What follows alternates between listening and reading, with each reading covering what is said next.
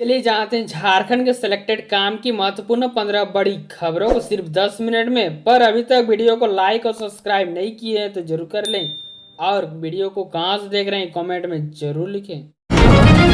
मोदी सरकार 3.0 के 100 दिन पूरे, बाबूलाल मरांडी ने पेश किया रिपोर्ट।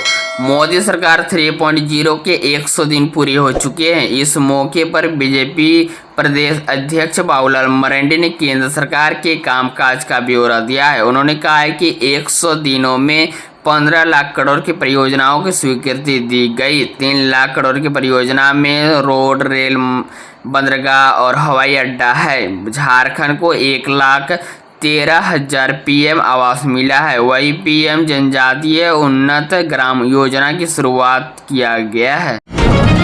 झारखंड में पानी पानी जिंदगानी, चंडील के 20 से अधिक गांव बाढ़ की चपेट में। झारखंड के कई हिस्सों में पिछले 4 दिनों में हो रही मूसलाधार बारिश के कारण जनजीवन अस्त व्यस्त हो गया है और लोग अपने घरों में कैद हो गए हैं। इधर लगातार बारिश के बीच सरायकेला खरसावां जिले की स्वर्णरेखा नदी उफान पर है। स्वर्णरेखा नदी में पानी बढ़ने के कारण नदी से सटे खेत डूब गए हैं, जिससे धान की फसल भी डूब गए हैं। वही स्वर्णरेखा नदी के बढ़ते जलस्तर को देखा जाए तो मंगलवार दोपहर तक चांडिल डैम की 12 रेडियल गेट को खोल दिया गया।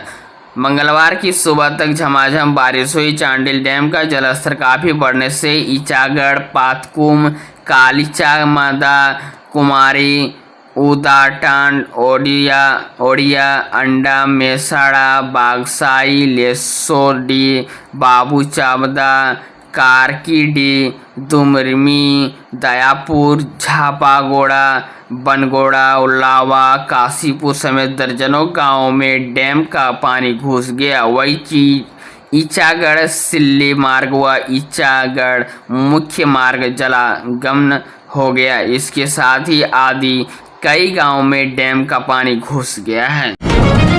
ट्रेन हादसा, मालगाड़ी का इंजन पलटा। झारखंड के मोरी स्टेशन के नजदीक एक मालगाड़ी में लगे 2 इंजन हादसे का शिकार हो गए।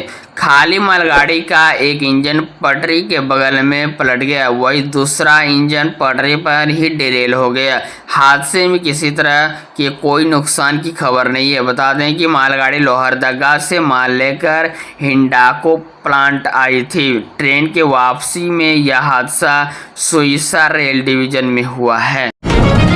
सरकार बनते ही बांग्लादेशियों को निकाल फेंकेंगे, चंपई सोरेन। पूर्व सीएम व भाजपा नेता चंपई सोरेन ने कहा है कि पाकुड़ जिले में आज ऐसे लोग रह रहे हैं जिसके पास बांग्लादेश और झारखंड दोनों जगह के वोटर आईडी कार्ड हैं। झारखंड में हमारी सरकार बनते ही हम उन्हें दूध से मक्खी की तरह निकाल कर फेंक देंगे। यह घुसपैठिए हमारे गाँव में बड़े भूभाग पर कब्जा कर चुके हैं। हम आदिवासियों को उनकी जमीनें इन घुसपैठियों से वापस दिलाएंगे। झारखंड बीजेपी ने दिया नारा, न सहेंगे न करेंगे, बदल के रहेंगे। 20 सितंबर से निकलेगी परिवर्तन यात्रा पर। प्रदेश भाजपा हेमंत सरकार की वादा खिलाफी, बांग्लादेशी व रोहिंग्या घुसपैठ से राज्य की बदलती डेमोग्राफी के खिलाफ राज्य में परिवर्तन यात्रा निकलेगी।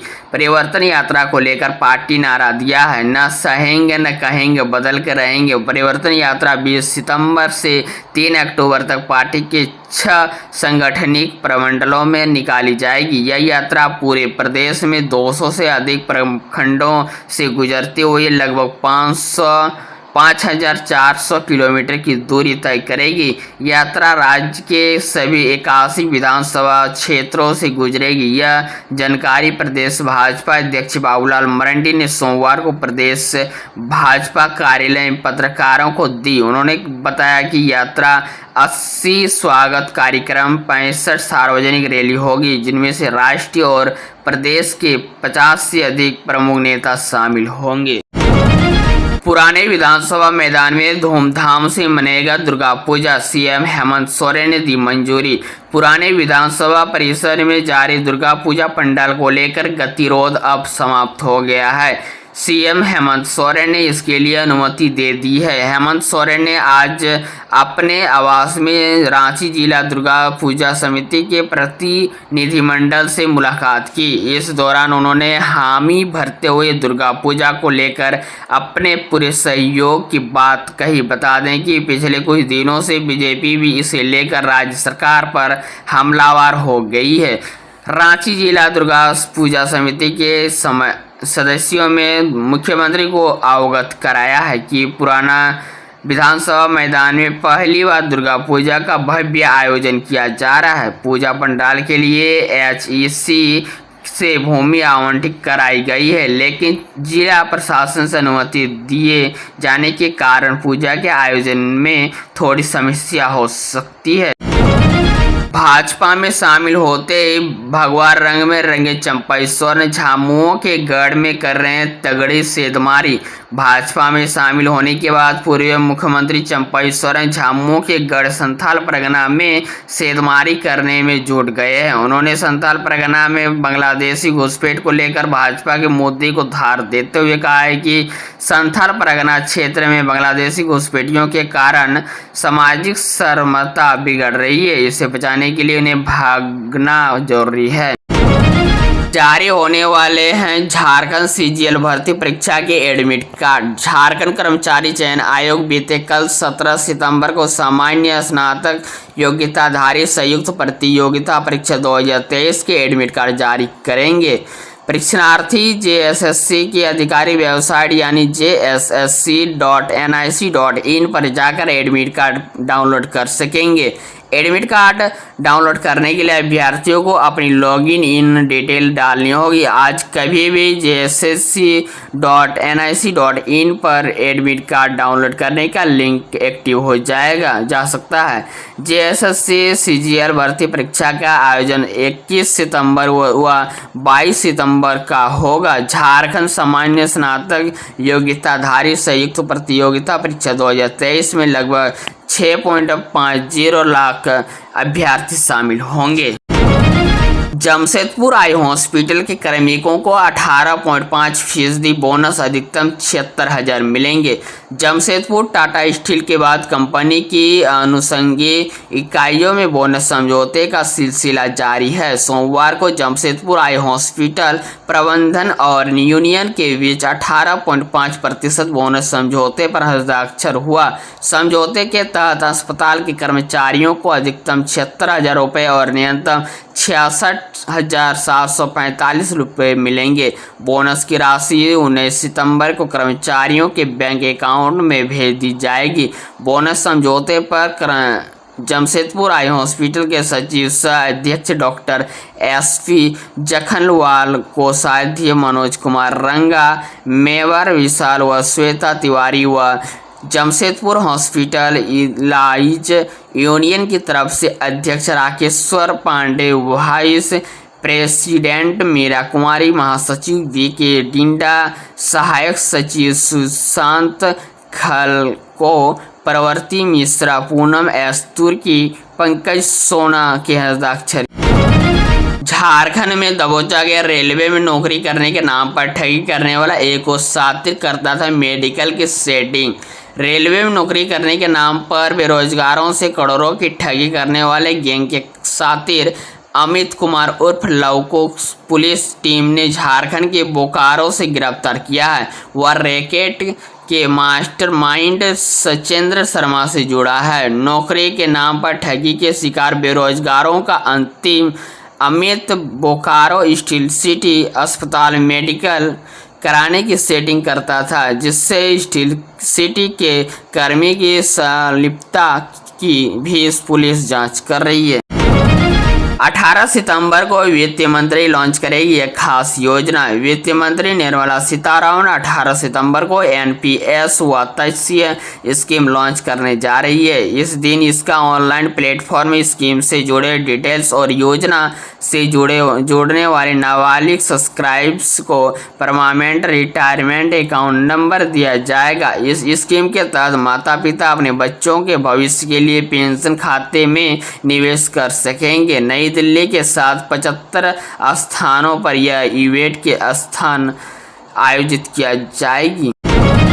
कई राज्यों में भारी बारिश का अलर्ट। देश के कई राज्यों में भारी बारिश से बाढ़ जैसे हालात बने हुए हैं, जबकि कई जगहों पर लैंड स्लाइड हो रही है, जिसके चलते कई लोगों की जान भी गई है। इस बीच मौसम विभाग ने आज कई राज्यों में भारी बारिश का अलर्ट जारी किया है। इनमें से जैसे छत्तीसगढ़, मध्य प्रदेश, झारखंड, उत्तर प्रदेश, मध्य प्रदेश, बिहार, ओडिशा, उत्तराखंड, तमिलनाडु, केरल, आंध्र प्रदेश, तेलंगाना और कर्नाटक शामिल।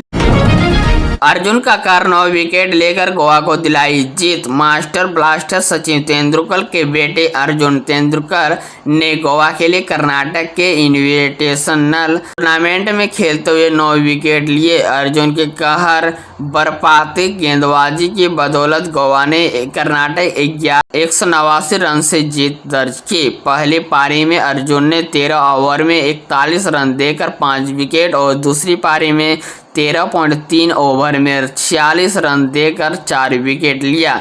अर्जुन ने अपने प्रदर्शन से सभी को चौंका दिया है। जेएसएससी सीजीएल पेपर लीक मामले में संक्षिप्त 2 आरोपी गिरफ्तार। जेएसएससी सीजीएल पेपर लीक मामले का लिंक बिहार से मिला है। पुलिस ने इस मामले में 2 आरोपियों को दानापुर से गिरफ्तार किया है। आरोपियों की पहचान वीरेंद्र कुमार शर्मा और संकेश के रूप में की गई है। पुलिस ने दोनों के पास 3 मोबाइल भी बरामद किए हैं। दोनों पर पेपर लीक मामले के मास्टरमाइंड को संरक्षण देने और भगाने का आरोप है। रांची पुलिस पेपर लीक मामले के मुख्य आरोपी गिरफ्तारी को लेकर दानापुर पहुंची थी। झारखंड हाईकोर्ट में राज्य सरकार ने मानी बांग्लादेशी घुसपैठ की बात। 20 सितंबर को होगी अगली सुनवाई। झारखंड हाईकोर्ट में बांग्लादेशी घुसपैठ मामले में सरकार ने स्वीकार किया है कि घुसपैठ हुई है और साहिबगंज जिले में 4 केस मिले हैं। अब हाईकोर्ट के निर्देश पर फैक्ट फाइंडिंग कमेटी बनेगी। इधर केंद्र ने कहा है कि वह फैक्ट फाइंडिंग कमेटी के गठन के लिए तैयार है, जबकि दूसरी तरफ राज्य सरकार ने कहा है कि फैक्ट फाइंडिंग कमेटी पर बातचीत करके तय करेगी। पिछली सुनवाई में कोर्ट ने कमेटी की बात कही है कि केंद्र सरकार की ओर से solicitor general of India Tushar Mehta ने पक्ष रखा इस मामले में कि अगली सुनवाई 20 सितंबर को होगी। पिछली सुनवाई में केंद्र की ओर से अकाउंट फंडिवेस्टिव दाखिल किया था। इससे प्रथा सैयद दानियल दानिश की याचिका पर सुनवाई हुई। रांची हाईकोर्ट ने इससे पहले अगस्त में सुनवाई में राज्य और केंद्र सरकार की ओर से एफिडेविट फाइनल नहीं किया गया। इसी तरह झारखंड के रोजाना ताज़ा खबर पाने के लिए हमारे चैनल को जरूर सब्सक्राइब करें।